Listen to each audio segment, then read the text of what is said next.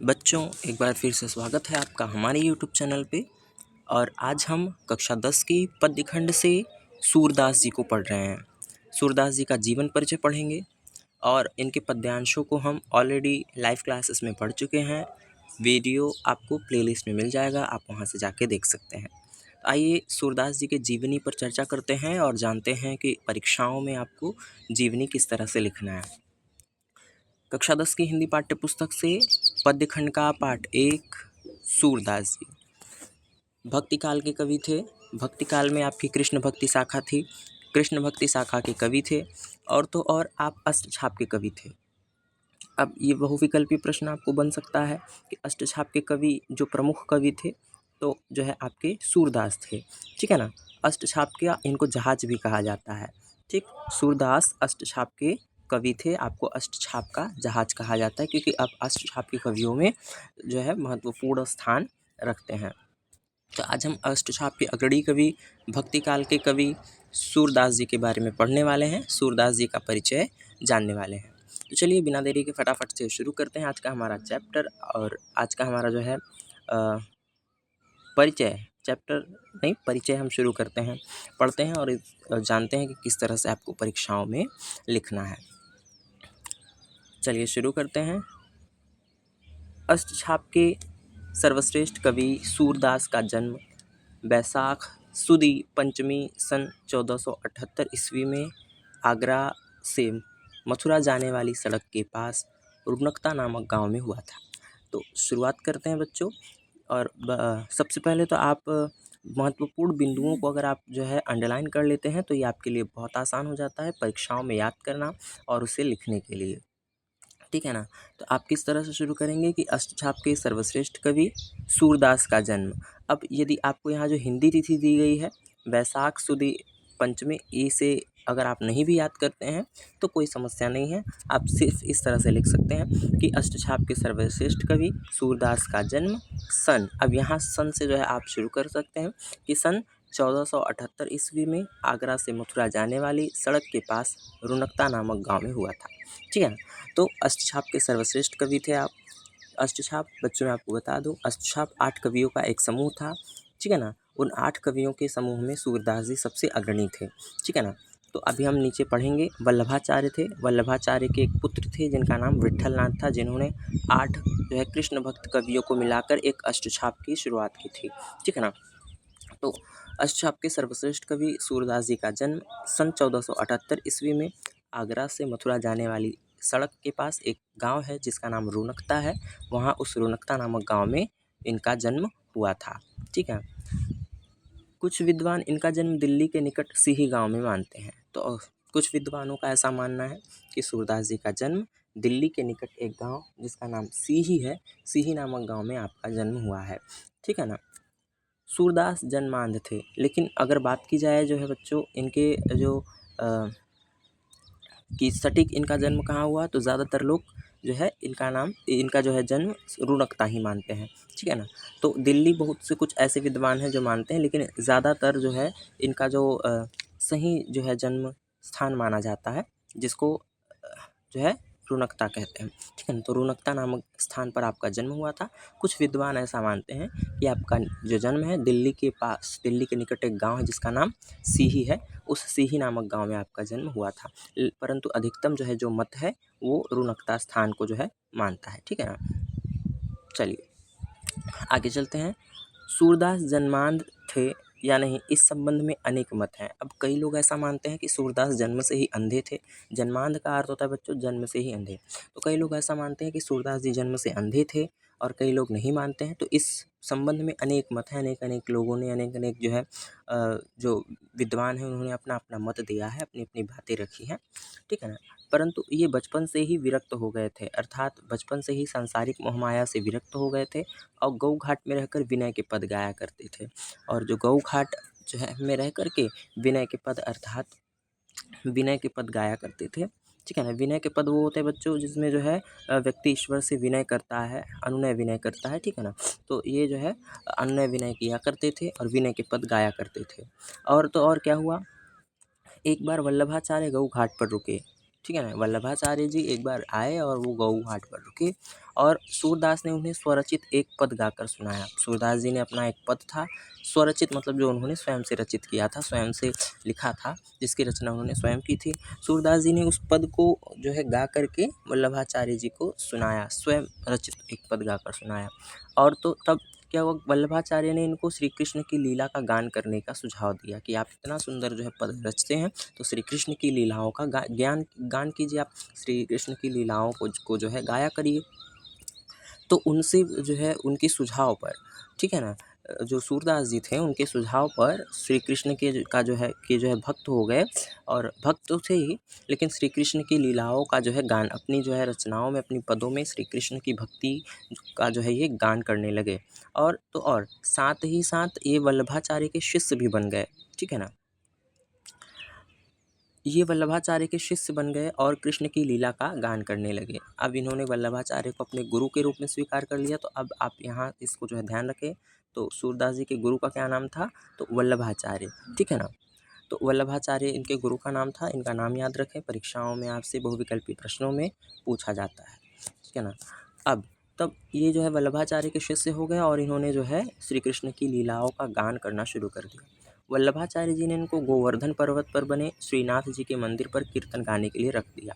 अब जो वल्लभाचार्य थे उन्होंने सूरदास जी को जो है गोवर्धन पर्वत पर एक मंदिर है श्रीनाथ जी का, कृष्ण जी का मंदिर है, वहाँ पर कीर्तन करने के लिए जो है सूरदास जी को रख लिया गया।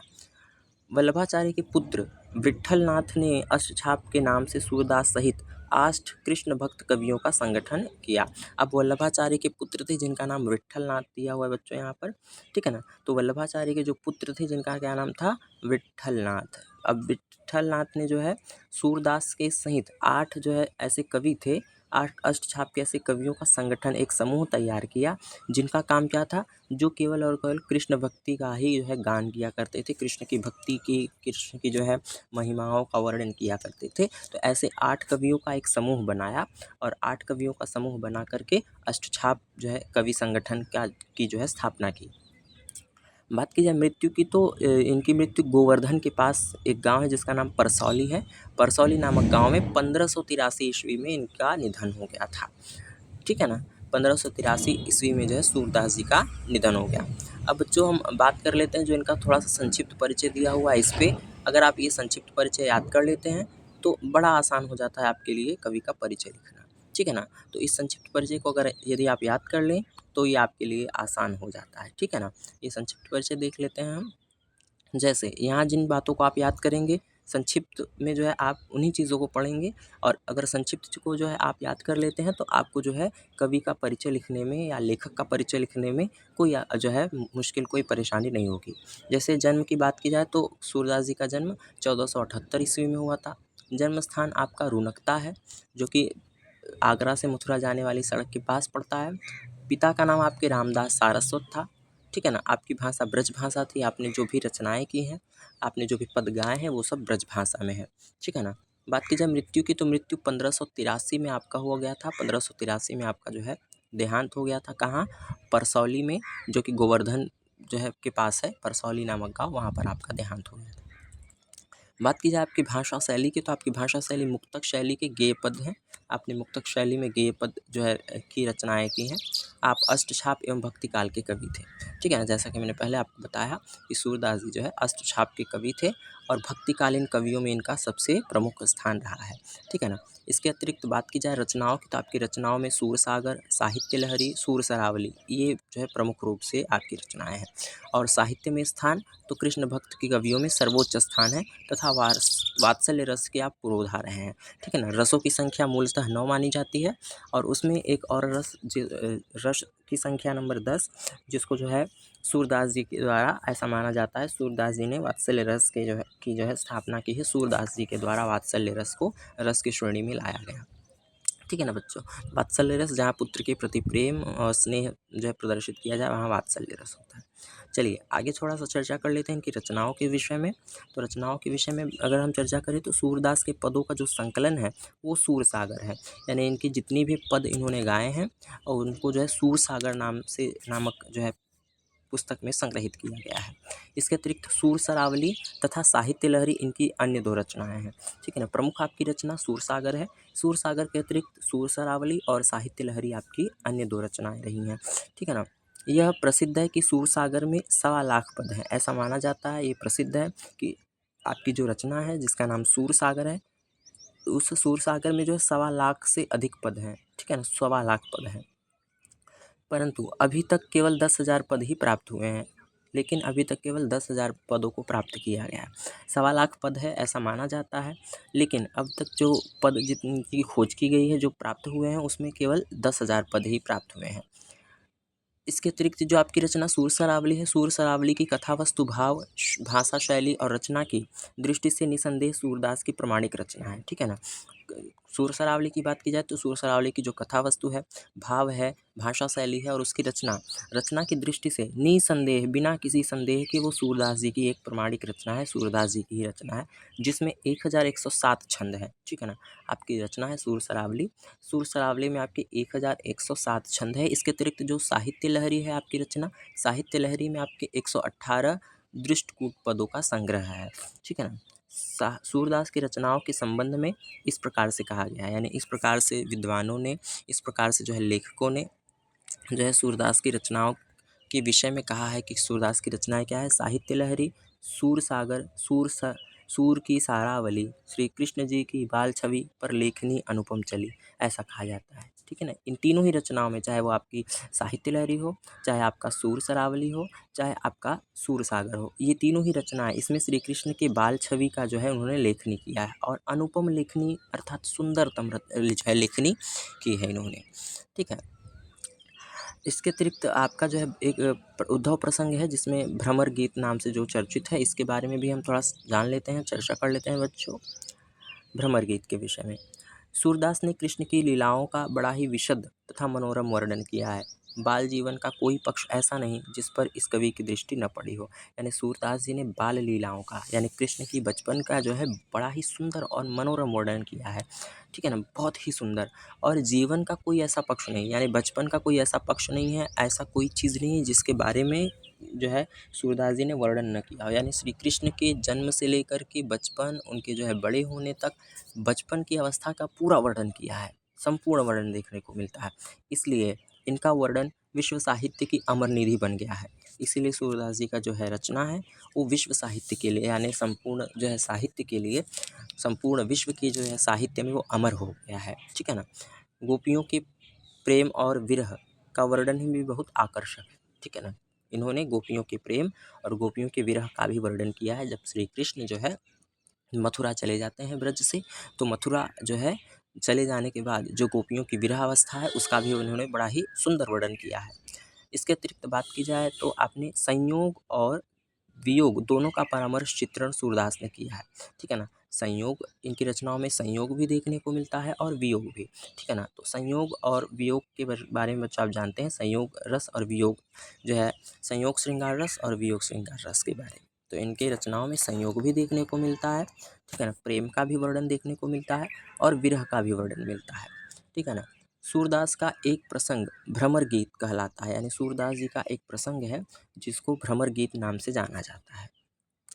और इस प्रसंग में गोपियों के समावेश ने ज्ञानी उद्धव को भी प्रेमी भक्त बना दिया है। यानी इस जो है प्रसंग में, भ्रमर गीत नामक जो प्रसंग है आपका, इस प्रसंग में जो है सूरदास जी ने बताया है कि जो गोपियों का प्रेम है, प्रेमावेश, यानी गोपियों का प्रेम रूपी जो आवेश है, उसने उद्धव जैसे ज्ञानी व्यक्ति को भी भक्त बना दिया है, प्रेमी बना दिया है।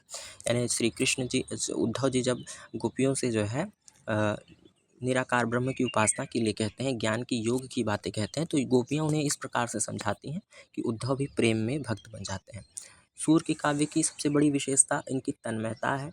ये जिस प्रसंग का वर्णन करते हैं उसमें आत्मविभोर कर देते हैं। यानी सबसे अधिक इनकी जो है विशेषता की जाए तो तन्मयता है। बड़ा ही तन्मय, लीन होकर व्यक्ति जो है पढ़ता है, बड़ा ही तन्मय होकर इन्होंने उनकी रचनाएं की हैं। और तो और ये जिस भी प्रसंग का वर्णन करते हैं उसमें आत्मविभोर कर देते हैं, यानी आत्मा जो है व्यक्ति अपने स्वयं को भूल जाए, इस प्रकार का इन्होंने वर्णन किया है। इनके विरह वर्णन में गोपियों के साथ ब्रज की प्रकृति भी विषादमग्न दिखाई देती है, यानी ब्रज की प्रकृति का भी वर्णन इन्होंने किया है। ऐसा नहीं केवल विरह का या जो है संयोग का वर्णन किया है, ब्रज के लोगों का, ब्रज की प्राकृतिक सुंदरता का, ब्रज की जो है उपवन का, ब्रज के जो है जंगलों का भी वर्णन किया है। सूर्य की भक्ति मुख्य सखा भाव की है, यानी सूर्यदास जी ने जो भक्ति की है मित्र की भावना से की है, यानी श्री कृष्ण को मित्र के रूप में आपने स्वीकार किया है, ठीक है ना। और आगे बात की जाए तो उनमें विनय भी है, दाम्पत्य और माधुर्य भाव का भी चित्रण है, यानी इनकी रचनाओं में विनय भी है, यानी याचना भी की गई है, दाम्पत्य भी है और मधुरता का भी भाव दिखाई देता है, यानी कुल मिला जुला मिश्रण देखने को मिलता है। सूरदास ने ब्रज की लीला, पुरुषोत्तम कृष्ण की लीलाओं का ही विशद वर्णन किया है, यानी सूरदास जी ने ब्रज की लीला पुरुषोत्तम, यानी ब्रज की लीला पुरुषोत्तम श्री कृष्ण जी की लीलाओं का बड़ा ही विशद, बड़ा ही जो है मनोरम, सुंदर और बड़ा ही जो है व्याख्यायित वर्णन किया है आपने। थोड़ा सा और है बच्चों, इसको भी हम देख लेते हैं। हालांकि आपको इतना पूरा अधिक याद करने की आवश्यकता नहीं है, आपको प्रमुख प्रमुख चीज़ें पढ़नी है, उसको अंडरलाइन करना है और ज़्यादा से ज़्यादा जो है कम से कम आप जो है एक पेज का जो है आपको जो है जीवन परिचय याद करना है। अनावश्यक इतना लंबा आपको जीवन परिचय लिखने की कोई आवश्यकता नहीं, कोई आवश्यकता नहीं कि आप इतना बड़ा जीवन परिचय याद करें।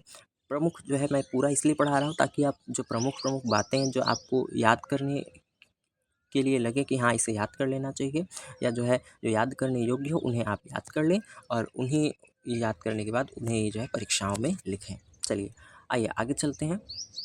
सूरदास का संपूर्ण काव्य संगीत की राग रागनियों में बधा हुआ पद शैली की गीत काव्य है। इसमें भाव साम्य पर आधारित उपमाओं, उत्प्रेक्षाओं और रूपकों की छटा देखने को मिलती है। सूरदास जी का जो संपूर्ण काव्य है उसमें राग रागनियों से बधा हुआ पद शैली है, यानी गीत काव्य, अर्थात ऐसा जो है ऐसी रचनाएं जो गीत के रूप में प्रस्तुत की जाती हैं, जिन्हें गीत के रूप में हम गा सकते हैं, ठीक है ना। बात की जाए तो इनकी जो है रचनाओं में इनकी जो कविताएं वो ब्रज भाषा में है। मैंने पहले ही बताया आपको, आप ब्रज भाषा के कवि थे और माधुर्य की प्रधानता इनकी बड़ी प्रभाव उत्पादक हो गई है, यानी इनकी रचनाओं में भाव की प्रधानता देखने को मिलती है, ठीक है, भावनात्मक है। इसके अतिरिक्त आपने जो है व्यंग, वक्रता और वाग्विधता सूरदास की भाषा की प्रमुख विशेषता है। आपकी रचनाओं में व्यंग है, वक्रता और वाग्विधता आपकी रचनाओं में प्रमुख रूप से देखने को मिलती है। सूरदास जी ने मुक्तक काव्य शैली को अपनाया। कथा वर्णन में वर्णनात्मक शैली का प्रयोग हुआ है। समग्रतः इनकी शैली सरस एवं प्रभावशाली है। सूरदास का प्रत्येक पद सरसता, मधुरता, कोमलता और प्रेम के पवित्र भावों से परिपूर्ण था, ठीक है ना। सूरदास जी की जो प्रत्येक रचना है उसमें सरसता देखने को मिलती है, उसमें मधुरता देखने को मिलती है, उसमें कोमलता और प्रेम के पवित्र भावों का जो है मिला जुला रूप देखने को मिलता है। सूरदास जी ने अपनी उत्कृष्ट रचनाओं में हिंदी साहित्य को गरिमा प्रदान की है, यानी अपनी जो है अमूल्यतम रचनाओं से इन्होंने हिंदी साहित्य को गरिमा प्रदान की है, हिंदी साहित्य को गौरवशाली किया है। वह अद्वितीय, अतुलनीय है, यानी जो है सूरदास जी के रचनाओं को की तुलना नहीं की जा सकती, अद्वितीय रचनाएं हैं इनकी, ठीक है ना। सूरदास जी हिंदी साहित्य के देदीप्यमान सूर्य हैं, यानी ऐसा सूर्य जो कभी नहीं समाप्त हो सकता, सूर्य कभी समाप्त नहीं हो सकता। वैसे ही हिंदी साहित्य के आकाश में एक देदीप्यमान सूर्य के समान सूरदास जी हैं, उनका साहित्य है, जिसके समक्ष कवि साधारण नक्षत्र के आभासित होते हैं, इसलिए कहा गया, यानी जिसके समक्ष जो अन्य कवि हैं वो छोटे छोटे तारे, यानी जिस प्रकार सूर्य के समान तारे नहीं दिखाई देते, सूर्य के सामने जो है तारे छिप जाते हैं, वैसे अन्य जो छोटे मोटे कवि हैं सूरदास की रचनाओं के सामने, सूरदास जी के जो है साहित्य के सामने वो अन्य कवियों की रचनाएं अत्यंत ही छोटी दिखाई देती हैं।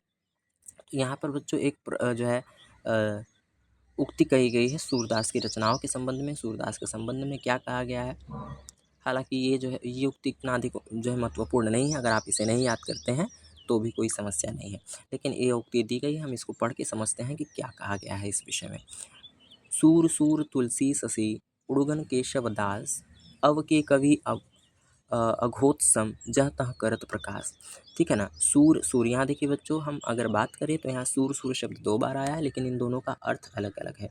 जब एक जैसे शब्दों का अर्थ अलग हो तो वहाँ जो है कौन सा अलंकार हो जाता है, यमक अलंकार हो जाता है, ठीक है ना। तो यहाँ यमक अलंकार है। सूर तुलसी ससी, सूरदास तो सूर्य के समान है, यहाँ एक सूर सूरदास के लिए आया है और दूसरा जो सूर है वो सूर्य के लिए आया है। सूरदास सूर्य के समान है, अर्थात हिंदी साहित्य में सूरदास का स्थान सूर्य के समान है। तुलसी शशि, और तुलसीदास जी शशि के समान है। शशि कहते हैं बच्चों चंद्रमा को, ठीक है ना। सूर्य तुलसीदास जी का स्थान चंद्रमा के समान है। उडुगन केशव दास, और जो केशव दास हैं उडुगन। उडुगन का मतलब क्या होता है बच्चों? उडुगन कहते हैं जुगनुओं को, ठीक है ना। और अब की जो कवि है अघोत सम, अब की कवि तो जो है छोटे मोटे तारे के समान है, जहाँ तहाँ करत प्रकाश। नहीं, एक मिनट बच्चों, उडुगन का मतलब होता है, उडुगन कहते हैं जो है तारों को, ठीक है ना। उडुगन तारों को कहते हैं, अघोत कहा जाता है जुगनुओं को। आपकी कवि तो जुगनू के समान है, जहाँ तहाँ करत प्रकाश। जैसे जुगनू जहाँ तहाँ प्रकाश करता है, उसी प्रकार आज के कवि भी थोड़ी बहुत जो है रचनाएं ही करते हैं, ठीक है ना। सूरदास जी के साहित्य के प्रति, सूरदास हिंदी साहित्य के प्रतिभा संपन्न कवि थे। सूरदास जी जहाँ वात्सल्य रस के सम्राट हैं, वहीं श्रृंगार रस को सौंदर्य प्रदान करने में भी समर्थ हैं। जहाँ ये वात्सल्य रस के अग्रणी कवि माने जाते हैं, वात्सल्य रस का सम्राट आपको कहा जाता है, वहीं आप जो है श्रृंगार रस के सौंदर्य को आपने भी प्रधानता दी है।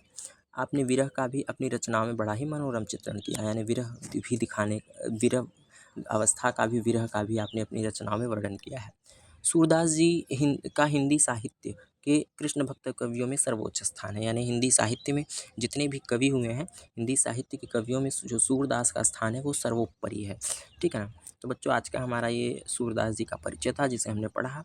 आपकी रचना को हमने जो है ऑलरेडी जो है पढ़ लिया है लाइव क्लासेस में, और हर शाम जो है 7 बजे आपकी लाइव क्लासेस चलती हैं। जो लाइव क्लासेस से जुड़ना चाहते हैं, लाइव क्लासेस से जुड़े, हमारे चैनल को सब्सक्राइब करें और लाइव क्लासेस का जो है फ़ायदा लें। लाइव क्लासेस में आप कक्षाएं ले सकते हैं, अपने दोस्तों में भी जो है ज़्यादा से ज़्यादा शेयर करें। इसी के साथ अगर आप चैनल पे फर्स्ट टाइम हैं तो हमारे चैनल से जुड़ने के लिए हमारे चैनल को सब्सक्राइब करना ना भूलें।